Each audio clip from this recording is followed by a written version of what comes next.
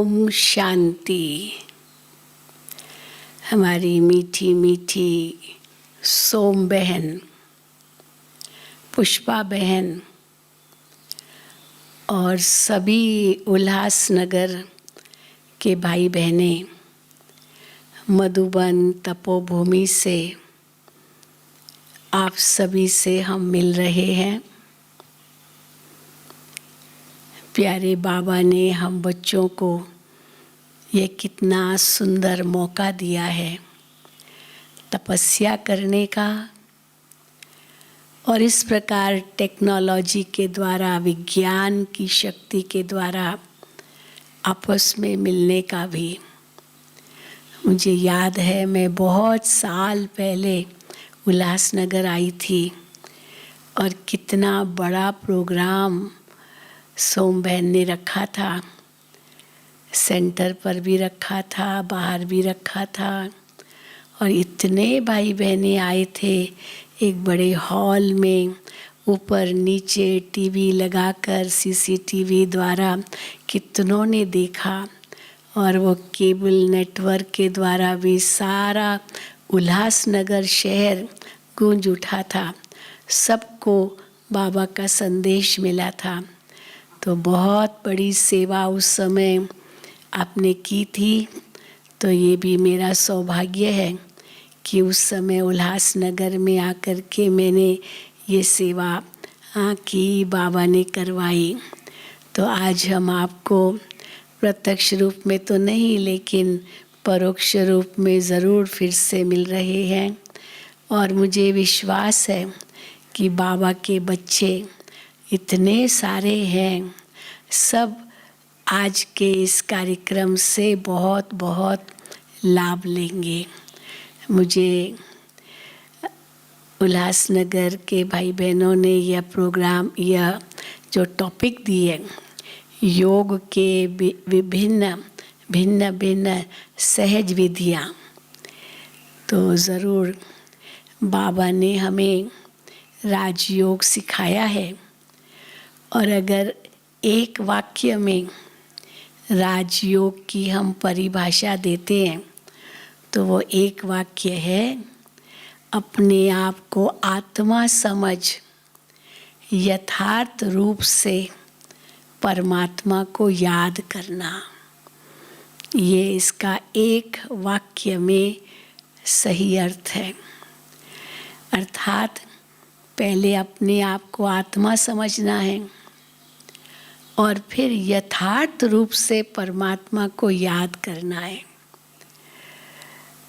तो योग के नाम पर तो आज दुनिया में कितने योगा स्कूल खुले हुए हैं, पर आज लोगों ने जो परमात्मा ने राजयोग सिखाया था उसको तो भूल ही गए हैं, और योग के नाम पर योगा कह कर के शारीरिक क्रियाएं ही सिखाते हैं और लोग समझते हैं कि यही योग है। लेकिन भगवान ने जो योग सिखाया था उसमें यही कहा था, हे अर्जुन, तू मुझे याद कर तो मैं तेरे सर्व पापों से तुझे मुक्त कर दूंगा। इस मन को मेरे में लगाओ। और अर्जुन की यही शिकायत थी, कैसे लगाएं मन। पर कहीं भी ये नहीं भगवान ने कहा कि आप कोई शारीरिक क्रियाएं करो। तो मन को कैसे परमात्मा में लगाएं, वही सच्ची विधि है योग की। और बाबा ने हमें इसको बहुत सरल करके दिया है, क्योंकि बाबा जानते हैं कि मेरे कई ऐसे बच्चे हैं जिनको बहुत बड़ी बड़ी बातें समझ में भी नहीं आएगी। इसीलिए सरल चाहिए, हर चीज़ सरल चाहिए, हर चीज़ सहज चाहिए। तो बाबा ने सब कुछ हमको इतना सहज करके दिया है, जिसको दुनिया समझती है बहुत कठिन है, बहुत मेहनत है, बहुत परिश्रम है। वो बाबा ने कहा नहीं बच्चे, बहुत सहज है। आप इसको योग शब्द ही क्यों कहते हो? क्योंकि योग शब्द जब कहते हैं ना तो कई लोग कहते हैं मेरा योग नहीं लगता, मेरा योग नहीं लगता। तो योग नहीं लगता समझते बहुत बड़ी बात है, ये बहुत कठिन बात है। और बाबा कहते नहीं, योग माना याद, योग माना संबंध, योग माना कनेक्शन, योग माना जुड़ना। अभी जुड़ना तो हमारा बचपन से ही है। बच्चा पैदा होता है, उसकी जोड़ माँ बाप से हो जाती है। बच्चा छोटा सबसे पहले तो मम्मा मम्मा, पापा पापा, बाबा बाबा यही बोलना सीखता है। तो जैसे माँ बाप तो उनको याद है ही है, तो हम कहेंगे कि वो जन्म से योगी हो गया, क्योंकि माँ से उसको प्यार मिला, माँ से दूध मिला, पिता से दुलार मिला, चुंबन मिला। तो इतना सब कुछ जो बच्चे को मिलता है, तो बच्चे का योग तो माँ बाप के साथ हो ही जाता है। लेकिन कैसे ये योग वास्तव में परिवर्तनशील है, धीरे धीरे ये याद कैसे बदलती जाती है। जिसके संग रहते उनकी याद तो रहती है, लेकिन धीरे धीरे जैसे बच्चा बड़ा होता है तो उसका संग उसके और मित्रों के साथ हो जाता है, दोस्तों के साथ हो जाता है, क्योंकि खेलता है, कूदता है, दौड़ता है, तो दूसरे बच्चे उनके साथ होते हैं, तो मिल कर के करते हैं। और सारा दिन बस उनको खेलना ही है, खेलना ही है, खेलना ही है। माँ उसको कितना भी बुलाएगी, बच्चे आओ खाना खाओ, स्नान करना है, अभी सोना है, नहीं बच्चे, नहीं मम्मी मैं खेल रहा हूँ, मैं खेल रहा हूँ, यही कहेगा ना, क्योंकि उसका योग अभी खेल से है, उसका योग अभी और विद्यार्थी और जो बच्चे हैं उनके साथ है, तो उनको ही याद करेगा। मम्मी उसको कुछ कहेगी ये करो, नहीं नहीं नहीं मेरा दोस्त मुझे बुला रहा है, मुझे जाना है, तो दोस्तों से ही उनकी बुद्धि है, तो इसलिए दोस्तों से योग हुआ। अब और बड़ा होता है, स्कूल में जाता है, तो उसका योग पढ़ाई से हो जाता है, टीचर से हो जाता है।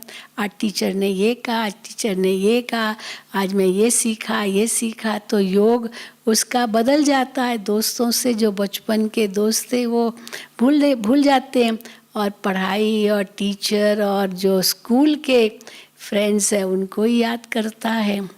लेकिन और जैसे बड़ा होता है, कॉलेज जाता है, नौकरी करता है, या और कोई आगे जाता है, विदेश जाता है, न जाने क्या क्या आजकल स्टूडेंट्स कर रहे हैं, कहाँ कहाँ पहुँच जाते हैं, तो योग तो बदलता जाता है। माँ बाप बुलाएंगे, बच्चे वापस आओ, अब बेटा तुम विदेश चले गए, इतने साल हो गए, आओ मिल के जाओ।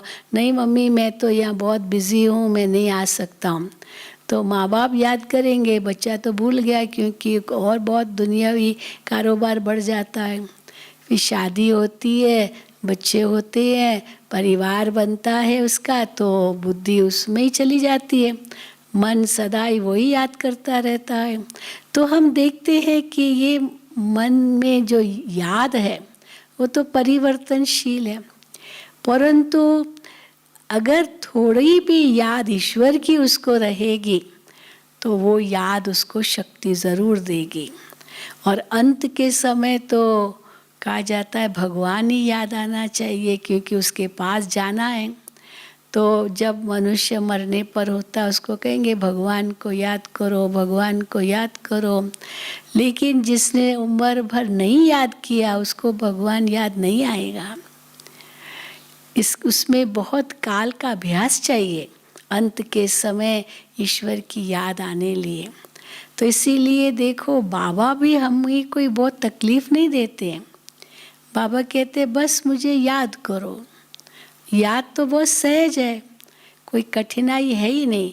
लेकिन क्यों बाबा की याद नहीं रहती? क्योंकि मन जो है ना बहुत सांसारिक चीज़ों में फंसा हुआ है। इसीलिए जब अर्जुन ने ये शिकायत की कि मन नहीं लगता, तो भगवान ने उनको 2 शब्द दिए, 2 कदम बताए कि मन लगने के लिए 2 बातें चाहिए। एक तो चाहिए वैराग्य, इस संसार के लिए वैराग्य, व्यक्ति वस्तु वैभव इनसे वैराग्य चाहिए। जब तक वैराग्य नहीं होगा ना तो मन कैसे हटेगा इनसे? मन हटेगा तभी तो परमात्मा याद आएगा। तो वैराग्य चाहिए और दूसरा अभ्यास चाहिए। बिना अभ्यास के कोई भी कार्य में सफलता नहीं मिलती है। एक बार कर लेने से सफलता नहीं मिलती है, इसलिए बार बार उसका अभ्यास चाहिए। तो बाबा भी हमें कहते हैं कि तुम्हारा बेहद का वैराग्य है। अब कौन याद आता है? व्यक्ति याद आते हैं, वस्तु याद आते हैं, वैभव याद आते हैं, कोई घटनाएं याद आती है, कोई स्थान याद आता है, ये याद आते हैं ना। मन में क्या क्या विचार आते हैं। तो बाबा कहते हैं ये जो मन में विचार आते हैं, इनको समेट कर बस एक मेरी याद में रहो। क्योंकि पहले तो व्यक्ति याद आते हैं, तो जहाँ व्यक्ति है, जहाँ संबंध है, वो तो खींचेगा। तो उसके लिए बाबा ने क्या युक्ति बताई? सब संबंध मेरे से जोड़ो। ये तेरे मामा, चाचा, गुरु, गुसाई, अर्जुन को यही कहा ना, इनको मारो। इनको मारो का मतलब इनको भूलो। ये कोई है ही, ये तुम्हारे कोई नहीं है। ये तो सब कर्मों का हिसाब किताब है। जब किसी के साथ कोई कर्मों का हिसाब किताब होता है, वो संबंध भी होता है। और जब हिसाब किताब पूरा हुआ तो संबंध भी पूरा हुआ। तो ये तो सब विनाशी संबंध है। कहाँ हम मेरा मेरा मेरा मेरा करते रहते हैं। वस्तुओं की जहाँ बात आती है, बाबा कहते हैं ये तो तुम्हारी है ही नहीं, ये तो प्रकृति की चीज़ें हैं। या भक्ति में यही कहा, ये सब भगवान का है, मेरा तो कुछ नहीं है। ये तन मन धन सब ईश्वर का है। तो अगर वो ईश्वर का है तो आपका तो है नहीं, तो आपका मोह क्यों जा रहा है? वो मेरा तो है नहीं। जहाँ मेरापन आता है ना, वहाँ मोह होता है। जहाँ मैं और मेरा है, वहाँ पर आकर्षण होता है। जहाँ मेरा नहीं है तो बुद्धि जाएगी ही नहीं, मन जाएगा ही नहीं।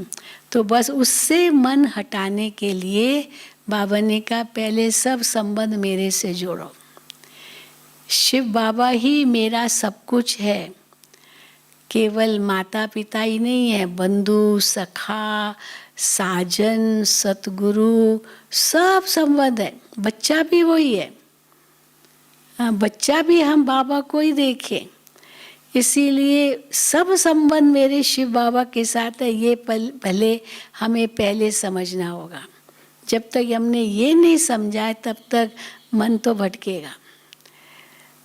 और दूसरा, फिर बाबा कहते हैं ये तो अभी तो घर जाना है। बाबा ने हमारा मोह और भी नष्ट कर दिया है। बच्चे, तुम्हारी एक आँख में मुक्ति हो, दूसरी आँख में जीवन मुक्ति हो। तुम्हें घर जाना है, घर जाना है, नई दुनिया में आना है।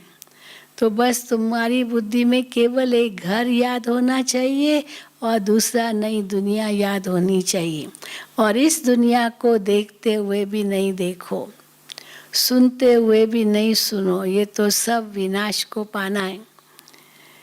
और अगर कहीं पर जाता भी है ध्यान या मोह ये मेरा, उस समय सोचो ये तो आत्मा है।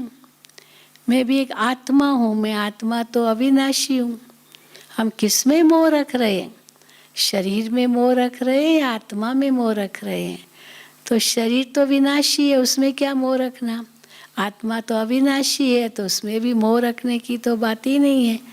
मोह तो तब आता है जब डर लगता है हमको छोड़ के न ले जाए, या ये मर न जाए, ऐसे न हो जाए। आत्मा तो अविनाशी है, तो मोह तो किस में भी रखने की बात ही नहीं। बाकी है कि क्या विधि अपनाए सहज, जो हमारा मन सहज बाबा में लग जाए। देखो भक्ति मार्ग में भी कितने तरीके अपनाते हैं। एक गुरु होगा, वो अपने शिष्य को मंत्र देता है, कान में मंत्र देता है और उसको कहता है ये मैं आपको मंत्र देता हूँ, ये किसी को बताना नहीं, ये आप इसको जाप करना और इससे आपको बहुत शक्ति मिलेगी। सारे दिन में 1,00,000 बार ये जाप करना। अब बेचारा वो शिष्य सुन लेता है, मंत्र उसको मिल जाता है। अब दिन भर में उसको 1,00,000 बार जाप करना है। तो बीच कभी वो 100 करेगा, कभी 500 करेगा, कभी 1000 करेगा, फिर गिनता रहेगा कि मैंने कितनी बार मंत्र जाप किया, क्योंकि सारे दिन में उसको 1,00,000 बार करना है। तो गिनती करता रहेगा। 1,00,000 कोई छोटी मोटी गिनती तो है नहीं, 100, 1000 ये तो बहुत बड़ी गिनती है। तो उसमें समय तो लगता है, तो दिन भर यही गिनती करता रहेगा। अब जो गिनती करता रहा, मंत्र भी जाप करता रहा, तो अब इसमें 2 बातें। एक तो मुख पर मंत्र था, चलो हाथ में माला भी उठाई और वो मंत्र उस माला के मणके के आधार पर जपता रहा, मंत्र फिराता रहा, वो माला का मणका फिराता रहा और मंत्र जाप करता रहा। चलो उसके सामने कोई मूर्ति भी हो तो आँखों को तो काम दिया, उंगलियों को भी काम दिया, क्योंकि माला फेरनी है। आँखों को भी काम दिया, कोई मूर्ति सामने है तो उसका ध्यान कर रहे हैं। फिर उसके बाद मुख को भी काम दिया, क्योंकि जाप चल रहा है, मुख से चल रहा है। तो आँखों को, मुख को, उंगलियों को तो काम मिला, लेकिन मन को काम नहीं मिला। मन तो फिर भी बेलगाम घोड़ा होके भटक सकता है। इसलिए देखो कबीर ने बहुत सुंदर बात कही। हाँ, क्या कहा? ये कर का जो हाथ का जो मणका है वो फेरते फेरते तो युग बीत गया, लेकिन मन का मणका फिर भी नहीं फिरा। अब ये हाथ का मणका छोड़ के मन का मणका फेरो। तो वास्तव में जाप करना या कोई मंत्र जाप करना फिर या माला फेरना, ये कोई स्थूल बात बाबा हमको नहीं सिखाते। अब समझो आपके पास माला ही नहीं है तो क्या आप परमात्मा को याद नहीं कर सकते हो? क्या अब सामने कोई मूर्ति नहीं है तो आप बाबा को याद नहीं कर सकते हो? क्यों नहीं कर सकते हो? तो इसीलिए बाबा ने कहा ये जो स्थूल आधार है, ये साधन, ये तो बाह्य है, आपकी याद तो आंतरिक है। इसलिए कोई जाप करने की बात नहीं है। जाप करना ये तो केवल चलो मुख का काम है, पर यहाँ बाबा कहते याद करना है। चलो कोई मंत्र भी मिल गया तो उसके अर्थ को समझना होगा, केवल जाप करना थोड़ी होता है। तो इसीलिए बाबा कहते हैं जो मंत्र का सही अर्थ क्या होता है। मंत्र माना एक राय, एक सलाह, मन को बुद्धि के द्वारा दी जाती है सलाह कि हे मन तुमको ये सोचना है, हे मन तुमको ये करना है। हाँ, मन तो छोटा बच्चा है। अब बच्चे को माँ बाप सिखाते हैं बेटा ऐसे करो ऐसे करो, तो मन को कौन समझाए? बुद्धि समझाती है, जिसको हम अंतरात्मा की आवाज़ कहते हैं। तो इसलिए मन को क्या समझाना है? उसको ये समझाना है जिसको मंत्र शब्द भी कहते हैं। मंत्र, त्र माना त्राण, वो विधि सिखानी है जिससे मन तृप्त हो जाए, संतुष्ट हो जाए, भरपूर हो जाए, माला माल हो जाए, खुश हो जाए। तो उसके लिए कोई केवल जाप की बात नहीं है। तो मन को क्या सलाह देते जाएं? मन तो चंचल है ही, उसका काम ही है सोचना। एक घोड़े का तो काम ही होता है ना दौड़ना। अब आप उसको घास तो खिला रहे हैं लेकिन दौड़ा नहीं रहे हैं, अब बेचारा दुखी हो जाएगा, क्योंकि उसका जो दौड़ने का संस्कार है वही आपने रोक दिया। हाथ पैर उसके बांध दिए पैर, बेचारा क्या करेगा? खाएगा भी नहीं, वो चारा जो होगा वही छोड़ देगा, क्योंकि उसको तो दौड़ने का वो ताकत है। खाना भी खाएगा पर दौड़ेगा नहीं तो भूख भी मर जाएगी। तो उसका काम ही है दौड़ना। तो मन को भी जब घोड़ा कहते हैं तो उसका काम दौड़ना है, माना सोचना। मन माना ही आत्मा के सोचने की शक्ति। तो मन को क्या सोच देना है वो जरूर बाबा हमें बताते हैं, जो बाबा की हर मुरली में आता है। अपने आप से बातें करो, बाबा से बातें करो, ये सब मन की तो शक्ति है। कोई बाहर से आवाज़ में आके थोड़ी करते हैं। हमारा उस रूप का तो जाप नहीं है, यहाँ तक कि बाबा कहते हैं शिव बाबा शिव बाबा शिव बाबा, ये भी नहीं कहना है। अब पत्नी अपने पति को कैसे याद करती है, उसका नाम थोड़ी बोलती है। और ही पहले ज़माने में तो पत्नी अपने पति का नाम ही नहीं लेती थी।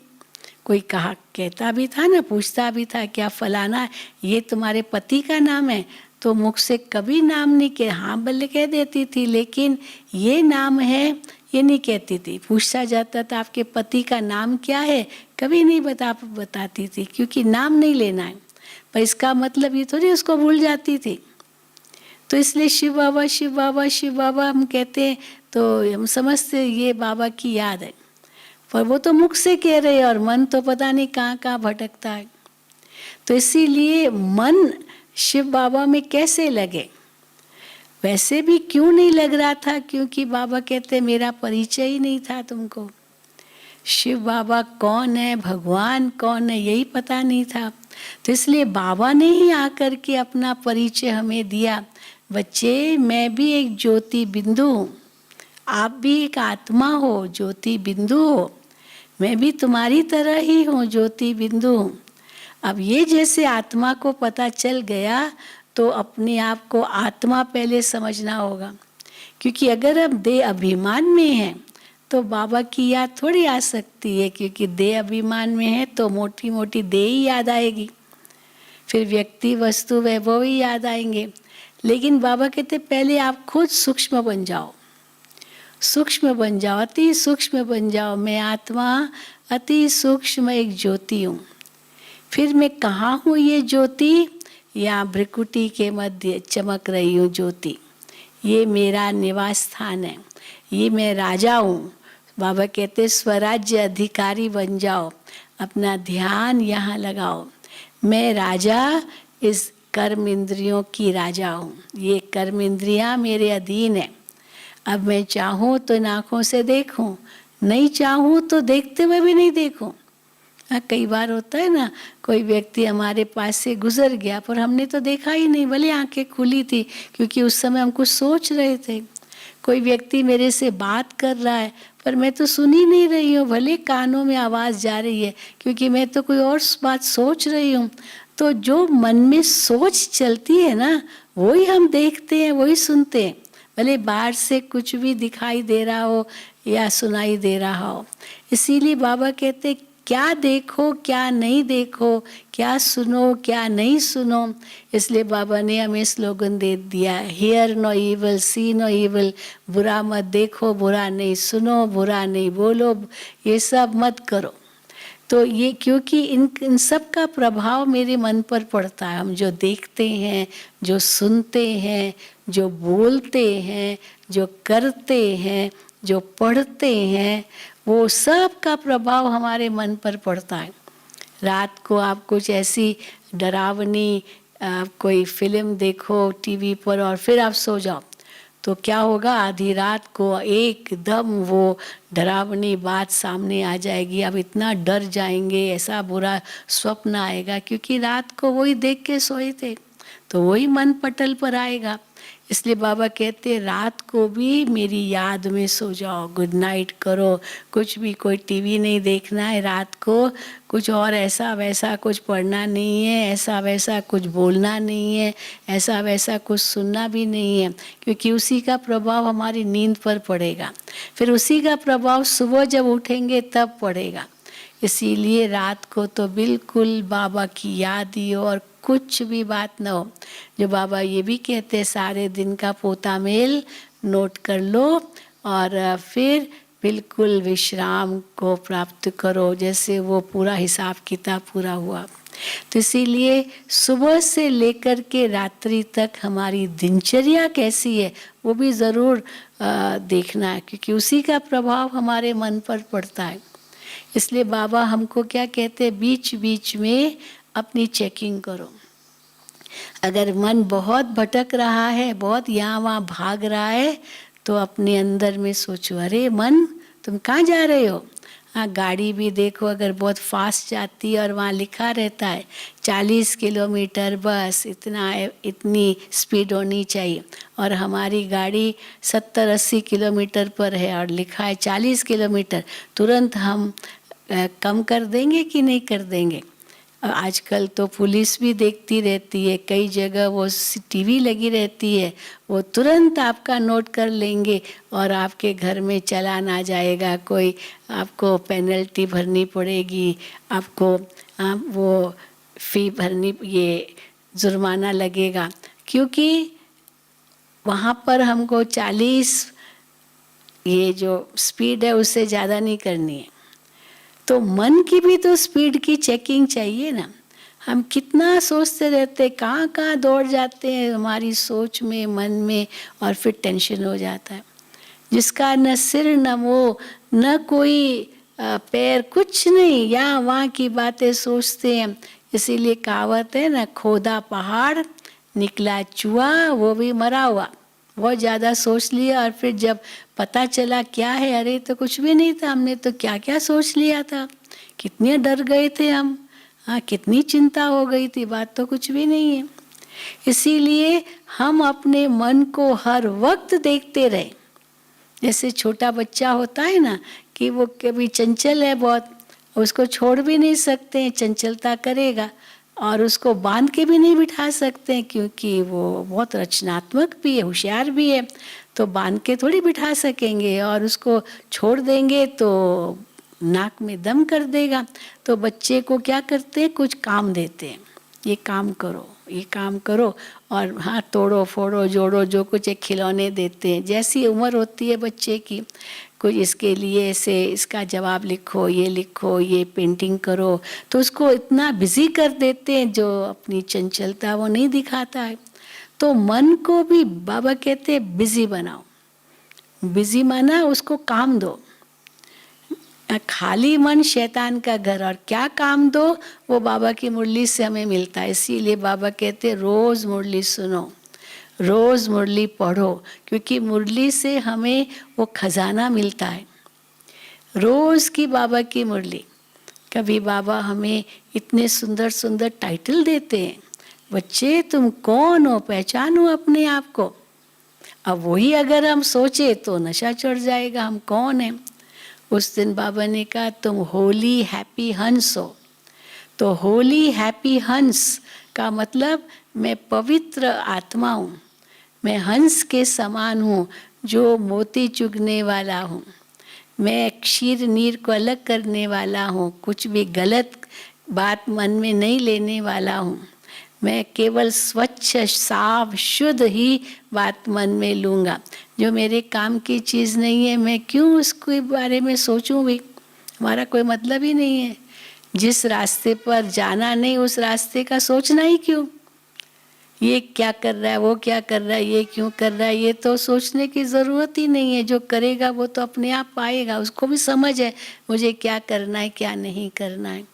इसीलिए और बातों में न जा कर के अपने आप को देखो, मैं क्या सोच रहा हूँ, मैं क्या बोल रहा हूँ, मैं क्या कर रहा हूँ, क्योंकि उसी का प्रभाव फिर मेरे मन पर पड़ेगा। तो मेरे मन में क्या सोच चलने चाहिए। जब भी मन कुछ उदास हो ना, एक बाबा की मुरली लेकर के बैठो, और उसमें कई बातें आपको मिलेगी जिससे आपके अंदर निश्चय पक्का हो जाएगा, नशा चढ़ेगा, अपना स्वमान आपका बढ़ेगा, आपके अंदर बहुत सुंदर सोच आ जाएगी। फिर उस पॉइंट की गहराई में जाओ। तो इसलिए योग की बहुत सहज विधि ये है कि मन को बाबा के जो ज्ञान है उसमें बिजी रखो। ये योग ऐसा नहीं सूखा सूखा बस खाली ये इतना जाप करना ये करना नहीं, क्योंकि मन को काम चाहिए। मन को काम नहीं मिलेगा तो मन तो भटकेगा। हाँ, समझो किसी को ओम नमो शिवाय का मंत्र मिला कि भाई 1,00,000 बार जाप करना, पर ओम नमो शिवाय माना क्या, मैं आत्मा शिव को नमस्कार कर रही हूँ, ये इसका अर्थ है। मैं आत्मा हूँ जो शिव को नमस्कार कर रही हूँ, शिव मेरा पिता है, मैं आत्मा हूँ। तो पहले आत्मा की स्थिति बनानी होगी, फिर शिव बाबा के साथ मेरे कितने संबंध है वो याद करना होगा, तब मन लगेगा। क्योंकि जहाँ परिचय होता है, जहाँ संबंध होता है वहीं मन जाता है, जहाँ प्रेम होता है वहीं मन जाता है, जहाँ प्राप्ति होती है वहीं बन जाता है। अब ये बातें हम बाबा से लगाते हैं। तो अगर हम देह अभिमान में हैं तो हमको कभी भी बाबा याद नहीं आएगा, क्योंकि शिव बाबा तो देहधारी है ही नहीं।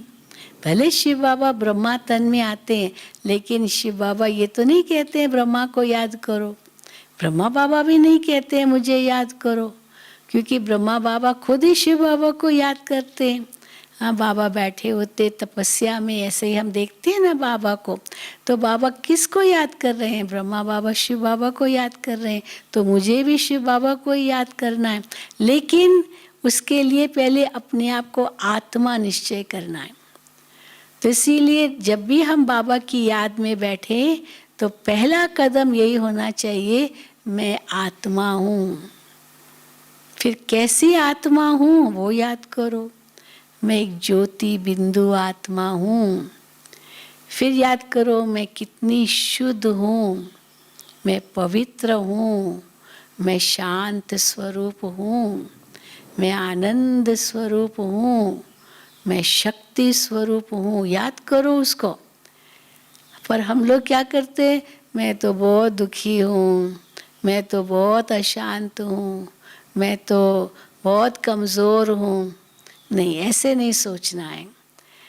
क्योंकि भले चलो दुख होगा कोई, लेकिन मैं थोड़ी दुखी हूँ, मैं थोड़ी अशांत हूँ, मैं तो सुख स्वरूप आत्मा हूँ, मैं तो शांत स्वरूप आत्मा हूँ। तो ये गुण मेरे अंदर है, क्योंकि मुझे बाहर से थोड़ी लेना है। बाहर जो बातें है वो दुख दिलाएगी, लेकिन मैं थोड़ी वो चीज़ हूँ। तो बाबा मिसाल देते हैं, जैसे एक कछुआ होता है ना, वो कैसे अपने अंग समेट लेता है। कोई बात आती है उसके सामने, उस बात को पकड़ के नहीं रखता है, उसको कैसे छुड़ाता है अपने आप को? अपने अंगों को समेट लेता है। बस वो चीज़ उसको असर ही नहीं करेगी, वो तो बाहर की चीज़ है। और वो अपने अंगों को समेट लेगा और कितनी देर तक कछुआ वहीं रहता है, क्योंकि वो चीज़ तो बाहर की, वो चीज़ का असर उस पर नहीं पड़ेगा। एक पक्षी क्या करता है? एक डाली पर बैठता है और खूब झूलता है, समझता है ये तो बड़ा आनंद आ रहा है, तो डाली से वो आनंद ले रहा है, झूला बना लिया उसको। लेकिन अचानक वो डाली टूट जाती है मान लो, लेकिन वो डरता थोड़ी है, वो एक सेकंड में उड़ जाता है, क्योंकि उसको तो पंख है, तो उसको डरने की तो कोई आवश्यकता ही नहीं है। तो इसी प्रकार बाबा भी कहते उस समय आत्मा पंछी है, उड़ जाओ, छोड़ो। मन से हम पकड़ के रखते इसीलिए दुखी होते। अब मन से पहले छोड़ो। कैसे छोड़ेंगे? मेरा ये है ही नहीं, मैं तो आत्मा हूँ, मेरे सब संबंध तो शिव बाबा के साथ है। लेकिन अगर ये सोचा हाय मेरा, तो आपने उसको पकड़ के रखा। अब पकड़ के रखा तो गिरेंगे, जैसे डाली टूटेगी तो गिरेंगे, क्योंकि पकड़ के रखा है। और पंछी को तो ने तो पकड़ा हुआ नहीं है, बैठा है, आनंद ले रहा है और एक सेकंड में उड़ गया, उसका कोई मोह नहीं है वो डाली से। लेकिन हमने तो इतना जोर से पकड़ के रखा है, सोचेंगे कि हाय मैं अगर छोड़ दूंगी तो, या छोड़ दूंगा तो गिर जाऊंगा, तो गिर जाऊंगा ये डर रहता है, क्योंकि जोर से पकड़ा हुआ है इसीलिए। पर पंछी को तो जोर से पकड़ने की भी ज़रूरत नहीं, क्योंकि उड़ जाएगा, वो उस डाली तो उनकी है ही नहीं। तो बाबा इसलिए कहते आत्म पंछी बन जाओ। तो पहला कदम यही है, अब मैं आत्मा हूँ ये कभी नहीं भूलना है। शुरू में बाबा ने यही पाठ सबको पक्का कराया था, हर एक समझे मैं आत्मा हूँ, मैं आत्मा हूँ। ब्रह्मा बाबा भी यही पाठ पक्का करते थे। बाबा की लौकिक युगल का नाम यशोदा था, तो बाबा यही सोचते थे, लिखते भी थे दीवारों पर, यशोदा आत्मा है, यशोदा आत्मा है, आत्मा है, ताकि दैहिक दृष्टि न जाए, ये मेरी पत्नी है ये न सोचे। तो यशोदा भी उतना ही पुरुषार्थ करती थी। हाँ, बाबा को अलौकिक पिता रूप में देखती थी, मेरा पति है ये थोड़ी सोचती थी। भाई अलौकिक पिता है और ये सब उनके ही बच्चे हैं, मुख वंशावली है, तो हद तो खत्म हो गई सारी। तो यही बाबा हमको सिखाते हैं कि सब हदों से पार जाओ, एक बेहद की स्थिति बनाओ और आत्मिक स्थिति रहे और सब संबंध मेरे बाबा से। तो इसीलिए जो देहधारी है उनसे कोई इच्छाएं भी आपको नहीं होगी। कई बार इच्छा होती है ना, दुख होता है, जिस बच्चे को मैंने पैदा किया, इतना बड़ा किया, पाला पोषा, लायक बनाया, अभी नौकरी धंधे पर लग गया, लेकिन ये मेरा बच्चा मुझे पूछता ही नहीं है। कई माताओं को, भाइयों को बहुत दुख होता है इसका, मेरा बेटा और मुझे ऐसे किया, मेरा सुनता नहीं है, मेरा बच्चा। तो ये मेरा बच्चा जो कहा ना, यही दुख का कारण बन जाता है। लेकिन अगर उस समय ये सोचो ये मेरा नहीं है, ये तो कोई कर्मों अनुसार मेरे पास जन्म लिया और बच्चा बना, ये मेरा नहीं है, ये बाबा का है, ये बाबा का है। अगर उसकी कोई प्रॉब्लम है बाबा को दे दो, वो संभालेगा, बाबा का बच्चा है ना तो वही संभालेगा। मेरा बच्चा है तो फिर दुख होगा। तो इसलिए बाबा हम बच्चों को दुख से इतना दूर कर रहे हैं और सुख की लहरों में, शांति की लहरों में कैसे लहराते, वो सोच से, मैं कौन। तो जब भी कोई दुख की लहर आए या बाबा को भूलो, याद करो पहला कदम मैं कौन। हाँ, दादी जान की यही करती थी। दादी जान की जैसे ही ओम शांति 3 बार कहती थी, उसके बाद सबसे पहला वाक्य क्या यूज करती थी, मैं कौन, मेरा कौन, मुझे क्या करना है, बस यही। अंत में भी उनकी दादी की यही स्थिति थी, बस, और कोई याद नहीं था, कुछ भी याद नहीं था, बस एक बाबा की याद में खोई रहती थी। तो हमें भी तो यही करना है ना, परंतु उसके लिए यह अभ्यास बहुत काल का चाहिए। मैं आत्मा देख रही हूँ, मैं आत्मा सुन रही हूँ, मैं आत्मा बात कर रही हूँ, मैं आत्मा ये कर रही हूँ। अभी नहीं करना, न्यारे हो जाओ कछुए के समान। कोई ऐसी बात आ गई, परीक्षा आ गई, उड़ जाओ, ऊपर चले जाओ। आप ऊपर चले जाएंगे, वो बात चाहे कितनी भी बड़ी होगी ना, वो छोटी हो जाएगी। जो बाबा कहते हैं जैसे हवाई जहाज जितना ऊपर जाएगा, वो जो नीचे की चीज़ें हैं वो धीरे धीरे धीरे छोटी होती जाएगी, छोटी होती जाएगी, क्योंकि खुद ऊपर गया। पर नीचे ही होगा तो सब बड़ी बड़ी चीज़ें लगेगी। तो इसी प्रकार हम कैसे ऊपर जाएं, ये सोचकर कि ये सब हिसाब किताब है। मैं आत्मा तो अपने शुद्ध रूप में हूँ। तो ये पहला कदम, हम श्रेष्ठ विचारों का मनन चिंतन करें। इससे क्या होगा, मन रूपी बर्तन को आप साफ करेंगे, शुद्ध बनाएंगे। क्योंकि शुद्ध बर्तन में, साफ बर्तन में दूध ठहरता है।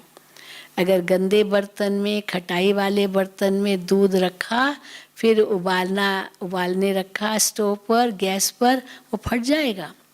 इसीलिए कितना साफ करते हैं वो पात्र को, बर्तन को जिसमें दूध रखा जाता है।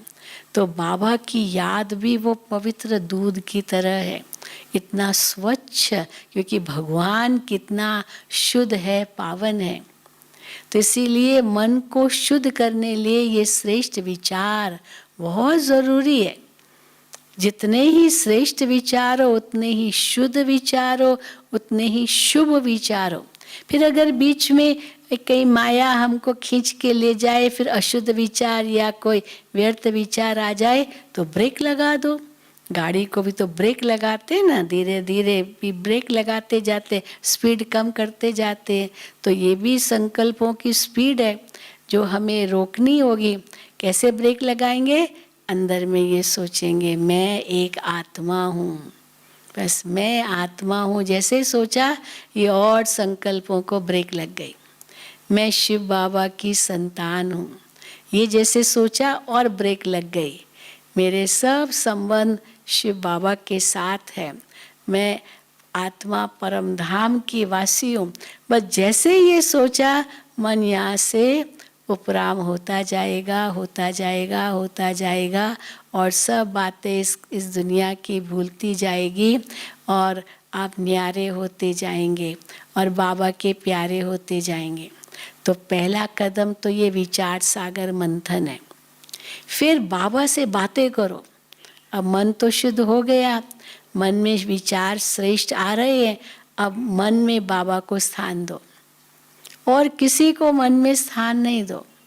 देखो भक्ति में कितना गायन है। हनुमान ने अपने दिल में राम और सीता को स्थान दिया, उनके दिल में और कोई नहीं था राम और सीता के अलावा। तो बाबा कहते हैं वो तो स्थूल बात तो नहीं है कि सीना फाड़ के, हृदय फाड़ के दिखाएंगे कि हमारे मन में बाबा बैठा है, दिल में बाबा बैठा है, तो मन की बात है ना। तो मन में बाबा को बिठाना माना एक से ही प्रीत जोड़ना। अब देखो शिव बाबा से कैसे प्रीत जुटे, उसकी भी विधि है। किससे हमारी प्रीत होती है हम ये भी देखें ना। अभी कोई व्यक्ति हमें अशुभ बोले, गंदा बोले या व्यवहार ठीक न करे, हमारी थोड़ी उनसे प्रीत होगी। हम कहेंगे नहीं, इस व्यक्ति से मुझे बात भी नहीं करनी है। किसका व्यवहार बुरा है तो हम उसके नज़दीक भी नहीं जाएंगे। लेकिन किसका व्यवहार बहुत अच्छा है, बहुत रिस्पेक्ट देता है, बहुत प्यार देता है और शुभ भावना है उसकी हमारे प्रति, वो सहयोगी है हर प्रकार से, तो अवश्य उनसे प्यार होगा ना। अब बाबा हमको कितना देता है, सोचो तो ज़रा, कितना बाबा से हमें मिला है। जो कुछ हमको है ये बाबा का ही तो दिया हुआ है। तो ये सोचते ही इतना प्यार बाबा के साथ जुड़ता है। तो और क्यों बाबा से इतना प्यार है? क्योंकि बाबा सत्य है। हाँ, सत्यम शिवम सुंदरम कहते हैं ना, तो सच्ची चीज़ प्यारी लगती है, झूठी चीज़ थोड़ी प्यारी लगेगी। अब आपके पास सच्चा सोना भी हो और नकली सोना भी हो, आपको कहा जाएगा दोनों में से एक उठाओ। आप सच्चा सोना उठाएंगे या नकली सोना आर्टिफिशियल उठाएंगे? सच्चा ही उठाएंगे, क्योंकि सच्चा कितना है, आजकल सच्चे की डिमांड है। सच्चा घी चाहिए, मिलावट वाला नहीं चाहिए। हाँ, ये मिलावट की चीज़ तो नकली हो गई। तो सत्य चीज़, सच्चाई, तो ये बाबा कहते हैं सबसे सत्य तो शिव बाबा है। तो इसीलिए सत्य की तरफ हमारी लगन हो, सत्य से प्रीत हो। तो सत्य से प्रीत माना सत्यता में शक्ति है। इसलिए कहते हैं ना, अंग्रेजी में कहते हैं गॉड इज ट्रूथ, क्योंकि जो भगवान कहता है वो सत्य है। भगवान सतयुग स्थापन कर रहा है। तो ये बातें सोचो, बाबा सत्य है, जो सत्य बातें हमें सुनाता है, सतयुग में ले जाता है, हमें इतना श्रेष्ठ बना रहा है। बस ये जैसे सोचेंगे बाबा से प्यार उभरेगा, प्यार अनुभव करेंगे आप, बाबा का भी प्यार अनुभव करेंगे, आपको भी बाबा के प्रति बहुत प्यार आएगा। तो इसीलिए सत्य है, एक तो सत्य है, दूसरा शिवम है। शिवम माना कल्याणकारी। तो बाबा कल्याणकारी है, हर बात हमारे कल्याण के लिए ही बाबा कहते हैं। यहाँ तक कि बाबा कहते हैं अगर इस कलयुगी दुनिया का विनाश होगा, ये भी कल्याणकारी है। जो कुछ भी हो रहा है, कोविड-19 या जो भी कहते हैं, ये कोरोना, ये सब भी कल्याणकारी है, क्योंकि हमें इसके लिए अपने लिए समय मिला इसके कारण, ताकि हम अपनी कुछ शक्ति अंदर की बढ़ा सके, तपस्या कर सके। बाहर अभी जाना भी नहीं है, बाहर को देखना भी नहीं है, सच्ची कमाई हमको अपनी करनी है। ये तो बाबा ने अच्छा मौका दिया है, तो ये तो कल्याणकारी हो गया ना। अगर विनाश भी होगा वो भी कल्याणकारी होगा, क्योंकि उससे तो सतयुग आएगा। तो भगवान जो भी करते हैं वो हम आत्माओं के कल्याण अर्थ ही करते हैं। तो इसीलिए बाबा कहते हैं शिव बाबा कल्याणकारी है। तो कल्याणकारी याद आएगा ना, जो हमारे प्रति इतनी शुभ भावना, शुभकामना रखते हैं, कितनी हमको प्राप्ति कराते हैं, वहाँ से तो हमारा मन हटना ही नहीं चाहिए। जो इतनी प्राप्ति कराए वहाँ से मन कैसे हट सकता है? वही दे रहा है, वही दाता है, हम उनसे ही ले रहे हैं, उनसे ही लेकर हम औरों को दे रहे हैं। हम किसी देहधारियों से थोड़ी ले रहे हैं। अगर किसी देहधारी से भी ले रहे हैं तो दिया भी तो बाबा नहीं है उनको, तो आखिर याद तो हमको बाबा की याद आएगी। तो शिव बाबा सत्य भी है और कल्याणकारी भी है, तो शिव भी है, तो सुंदर भी है। सुंदर माना इतने गुणों से संपन्न है। आज कोई स्त्री भले सुंदर हो, लेकिन उसमें गुस्सा हो, उसमें लालच हो, उसमें ईर्ष्या हो, वैर हो, दुश्मनी हो, वो सुंदरता किस काम की?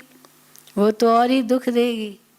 लेकिन सच्ची सुंदरता जो होती है वो तो गुणों में होती है। और शिव बाबा सबसे सुंदर, क्योंकि इतना गुणों का वो सागर है, अखुट गुण है शिव बाबा में, जिसके लिए कहा गया है सागर को स्याही बनाओ, पेड़ों को कलम बनाओ, पृथ्वी को कागज बनाओ, लेकिन ईश्वर की महिमा कम नहीं होगी, वो सब सूख जाएंगे। तो परमात्मा की महिमा अपरम अपार है। आप सोचो, शिव बाबा की अपरम अपार महिमा, यही तो उनकी सुंदरता है। और जैसे आपने कहा शिव बाबा आप शांति के सागर हो और मैं आपकी संतान शांत स्वरूप हूँ, आप खो जाओ शांति के सागर में। वो बूंद जैसे सागर में समा गई।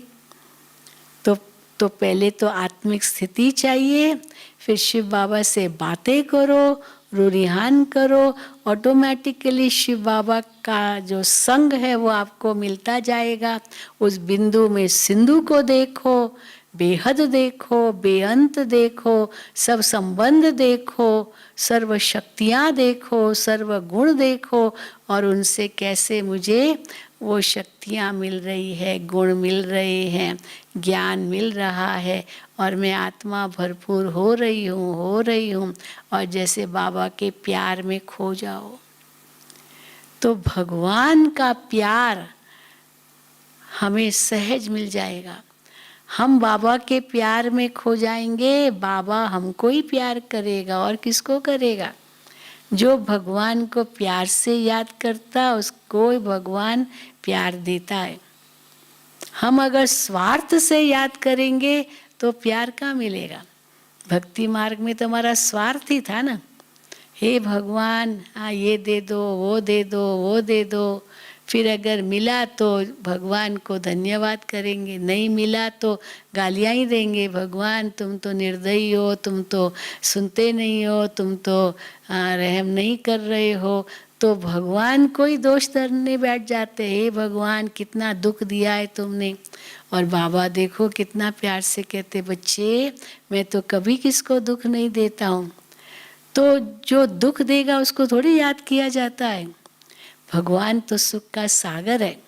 तो बस बाबा के गुणों का चिंतन करते करते करते आत्मा उन गुणों में खो जाए, बस जिसको कहते बूंद सागर में समा जाए, विलीन हो जाए।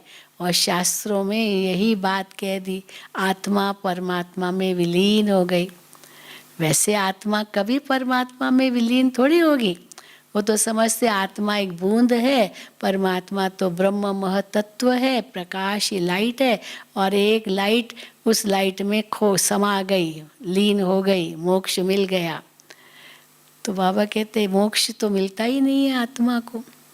हर आत्मा का पाठ अनादि और अविनाशी है, लेकिन ये बाबा की याद में, बाबा के प्यार में ऐसे खो जाओ जैसे आप अपना अस्तित्व ही भूल जाओ, जैसे कोई किसी के प्यार में खो जाता है। इसलिए अंग्रेजी में भी क्या कहते हैं, lost in love, lost in love. लेकिन वहाँ लॉस्ट इन लव जो होता है ना, वो फॉल इन लव हो जाता, वो गिरते हैं, क्योंकि देहधारी खुद को समझते हैं और देहधारी से प्रीत हो जाती है। तो या तो वो मोह का रूप ले लेगी या तो काम वासना का रूप ले लेगी। लेकिन ये तो सच्ची प्रीत है, भगवान से प्रीत, निस्वार्थ प्रीत। बाबा के गुण गाओ हर वक्त, बाबा को धन्यवाद करो हर वक्त, बाबा की महानता का चिंतन करो और उसमें आप खो जाओ। इतनी प्राप्तियां बाबा ने हमको दी है वो सोचो, और बाबा से ऐसी प्रीत जुट जाएगी जो आपको और कोई याद ही नहीं आएगा। भक्ति मार्ग में हम सुनते हैं, देखो मीराबाई ये कहती थी, जहाँ देखती हूँ गिरधर तू ही तू, तू ही तू, क्योंकि उसको साक्षात्कार होता था श्री कृष्ण का। अब हम भी जहाँ भी जाएं बाबा के सिवा और कुछ न देखें, बस एक बाबा मिला, सब कुछ मिला, ये सब देखते हुए भी नहीं देखते हैं, क्योंकि बाबा के प्यार में ही हम खोए हुए हैं। बाबा का प्यार हमें मिल रहा है, तो कैसे इस प्यार को सदा अनुभव करो, ये बाबा हमें सिखाते हैं। यही योग है। और तो बाबा ये नहीं कहते टांग पर टांग चढ़ा करके बैठो, हठ योग करो, श्वास अंदर खींचो।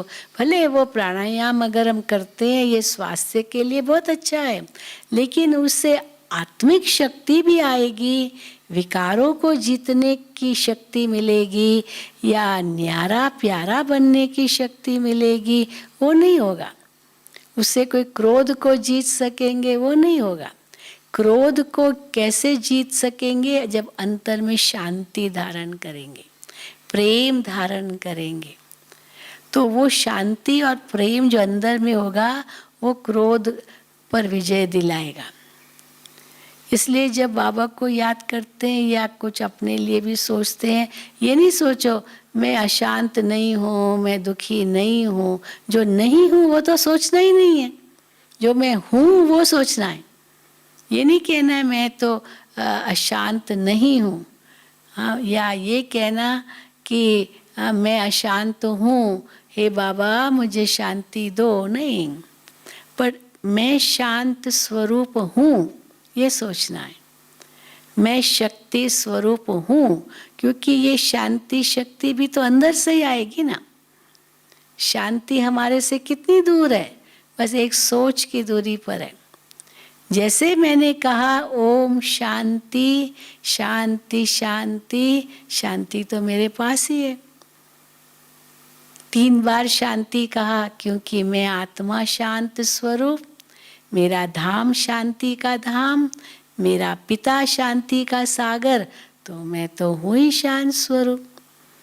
किसी के पास बहुत धन संपत्ति उसके नाम पर हो, बहुत मकान जमीन जायदाद उसके नाम पर हो, उसका पिता भी बहुत बड़ा धनवान है, वो थोड़ी कहेगा मैं तो भिखारी हूँ, मैं तो कंगाल हूँ। लेकिन अगर वो भूल जाएगा तो फिर अपने आप को कंगाल समझेगा। वो भूल जाएगा वो किसका बच्चा है, उसका किसकी क्या प्रॉपर्टी है, उसके पास कितनी संपत्ति है, भूल गया तो समझेगा मैं तो भिखारी हूँ। तो हम भी सब भूल गए थे, इसीलिए बाबा कहते फिर से स्मृति में लाओ, जागृत हो जाओ, अज्ञान की नींद से ऊपर उठो, पहचानो अपने आप को, औरों को भी पहचानो, ये भी सब आत्मा रूप में भाई भाई है और कोई रिश्ता नाता नहीं है। इस संसार में जो भी है उनके साथ बस अगर रिश्ता है तो एक ही है, और वो है कि आत्मा आत्मा भाई भाई। भले लौकिक नाते से कोई कर्मों का हिसाब किताब है, कोई माँ बनी, कोई बाप बना, कोई बेटा बना, कोई ससुर बना, कोई देवर बना, कोई सास बनी, ये सब हिसाब किताब है। लेकिन वो हिसाब किताब तब तक है जब शरीर है, जब तक शरीर है। शरीर छूटा, हिसाब किताब सब पूरे हुए। इसीलिए हम कभी नहीं ये भूलें कि हम कौन हैं, हम कौन हैं, हम किसके हैं और हम क्यों हैं। अब यही योग है, हम यहाँ क्यों हैं? बाबा ने हमें भेजा है। बाबा कई बार कहते हैं अपने आप को ये भी सोचो, मैं तो अवतार हूँ, भगवान ने मुझे इस सृष्टि पर भेजा है सबकी सेवा करने के लिए। अवतार कोई सदाई थोड़ी रहता है, फिर उसको वापस जाना है। मैं तो फरिश्ता हूँ। फरिश्ता माना फर्श से कोई रिश्ता नहीं, कार्य अर्थ आया हूँ, भगवान के कार्य अर्थ, और वो कार्य पूरा करके वापस जाना है। इसलिए बाबा कहते हैं अंत के समय भी केवल एक ही याद रहे, बाबा की याद रहे, आत्मिक स्थिति ही रहे। क्योंकि अगर अंत में वो याद नहीं होगी तो फिर अंतमति सो गति, जो याद बात होगी याद में वही फिर वापस आएगी, फिर वैसा ही फिर जन्म मिलेगा। इसलिए बाबा कहते हैं ये खान पान पैरवाइश या जो कुछ भी स्थूल बातें हैं, बहुत बुद्धि मत लगाओ इनमें, बहुत बुद्धि नहीं लगाओ, नहीं तो अंत में वही याद आएगा। हाँ, पानी पूरी चाहिए, भेलपूरी चाहिए, ये स्वादिष्ट चाहिए, ये चाहिए, ये कपड़ा चाहिए, ये चाहिए, ये चाहिए चाहिए चाहिए कि जो चाहना अगर रखी तो बाबा कहते जो हमेशा कहते चाहिए चाहिए, वो चूही के समान है। वो चूही होती है ना, वो जैसे एक चूहा, उसकी छोटी वो चूही होती है, कहीं भी घुस जाती है। तो ये चाहना रखना ये भी चूही के समान है। नहीं, मैं तो बाबा की संतान हूँ, भरपूर हूँ, बाबा सब देता है और जितना बाबा ने दिया है उसमें संतुष्ट रहना है। अगर हमारा कोई पुरुषार्थ हो तो आंतरिक कमाई कैसे करें, मन कहीं भी न जाए, भटके नहीं, शांत रहे, शीतल रहे, शुद्ध रहे, एक बाबा से सब संबंध हो तो अंतर में इतना संतोष होगा जो बाबा तुम्हें भरपूर कर देगा। क्योंकि ये संसार की प्राप्तियां क्या है, ये तो बाबा कहते हैं ये तो परछाई है तुम्हारी। बस सूरज को मुख दो, परछाई आपके पीछे पीछे आएगी। पर शिव बाबा से बेमुख हुए और वो परछाई के पीछे दौड़े तो परछाई तो आपके आगे आगे जाएगी, कभी भी संतुष्टि नहीं होगी। बस बाबा से सब मिला है, मैं संतुष्ट आत्मा हूँ, मैं भरपूर हूँ, तो देखो आनंद ही आनंद है, हमें कोई कमी नहीं। तो अंत में वही याद आएगा। इसलिए अंत में एक बाबा ही याद रहे, उसके लिए बहुत काल का अभ्यास चाहिए। बहुत काल का अभ्यास होगा तभी अंत में वही याद रहेगा। और वो बहुत काल का अभ्यास से ही अंत में सफलता मिलेगी। लेकिन वो अंत कब होगा ये तो पता ही नहीं है। इसीलिए बाबा कहते एवर रेडी रहो, कभी भी अंतिम घड़ी आ सकती है। एवर रेडी, सदा तैयार। सदा तैयार रहने के लिए बहुत काल का अभ्यास भी चाहिए, क्योंकि बाबा कहते सब कुछ अचानक होगा। अभी ये वायरस का पता तो अचानक हुआ, सब कुछ ठीक था फरवरी मास तक, तो मार्च 15 तारीख तक 20 तारीख तक कुछ भी नहीं था। ये अचानक क्या हो गया, तो सब अचानक ही हुआ ना।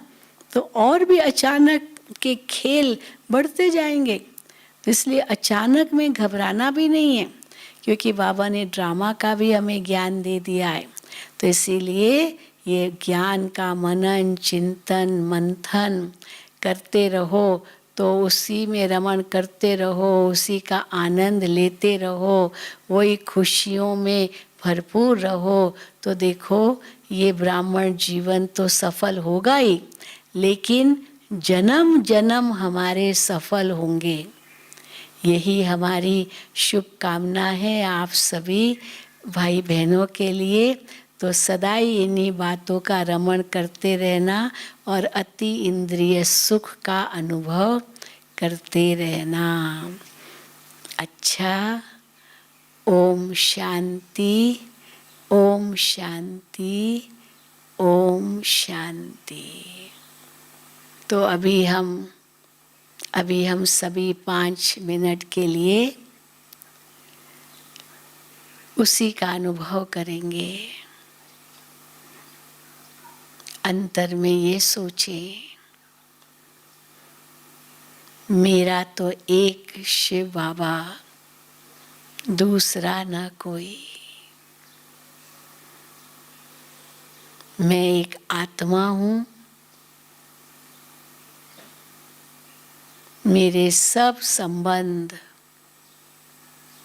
शिव बाबा के साथ है।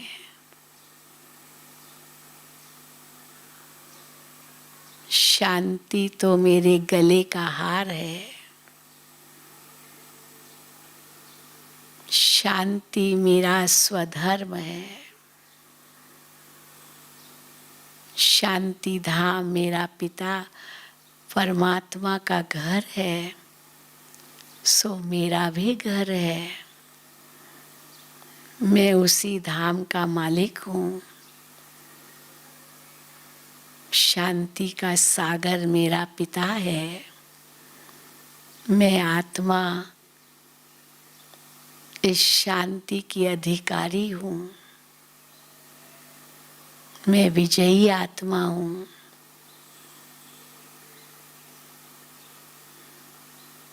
शांति तो मेरे अंदर में ही समाई हुई है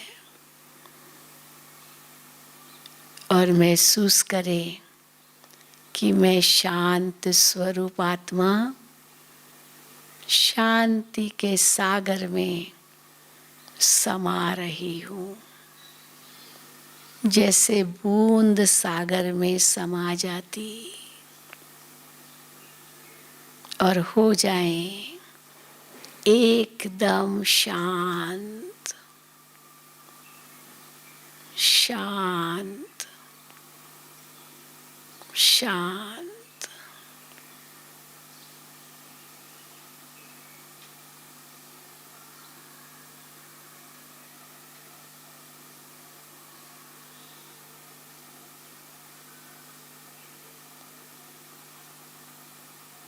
ओम शांति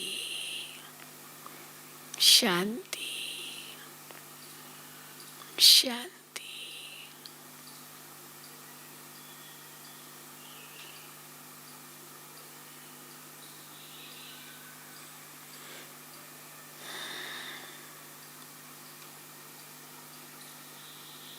तो आप सभी को बहुत बहुत धन्यवाद। इतना शांतिपूर्वक आपने सब सुना, अनुभव किया। अब इस अनुभव को और भी बढ़ाते रहो और अपना जीवन धन्य बना दो। ओम शांति।